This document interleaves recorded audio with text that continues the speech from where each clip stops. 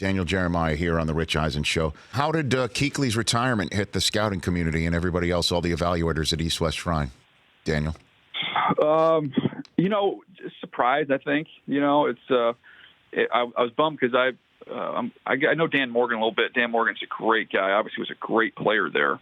And then is really one of the bright up-and-coming personnel guys working with the Buffalo Bills. And I talked to him before this happened. So afternoon practice today, I might go try and bend his ear a little bit and see what he thinks about that. But we have seen now, Rich, a good number of Hall of Fame caliber players decide before the age of 30 or around that time to shut it down. And I think those decisions are personal, but I know one thing, are we going to have to change a little bit of the criteria, the expectation on the Hall of Fame thing? I mean, you don't have to play 12 years, 13 years to be a Hall of Famer. This guy was as good as anybody at his position for a very long time. What, like 8 years probably? Is that how long he played? Well, yeah, he played 1 year longer than Luck. You know what I mean? And I think that's what you're driving at here is that the NFL 100 campaign began with the Luck retirement, where we weren't thinking about that. He clearly was, although his issues were not concussive like clearly Kuechly's was. I mean, the night where we were on Thursday Night Football and he got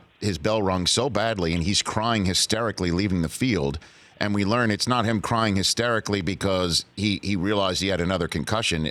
It might be. It's just that you can't control your emotions many times when you have been concussed as many times as he was, and it was so jarring and it was so frightening, Daniel, that maybe we do have to start considering that sort of stuff, and I'm wondering how that would work.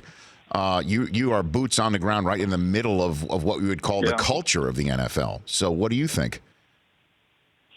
I think you're going to see more of it. And I don't, look, I think you get a chance to have a major impact on the game. He went to a Super Bowl, all these all pros, Pro Bowls, and then he's got plenty of money, and he just said that's enough. And I think, look, I'm not a doctor. I can't get into the long-term, situation there with concussions and all that.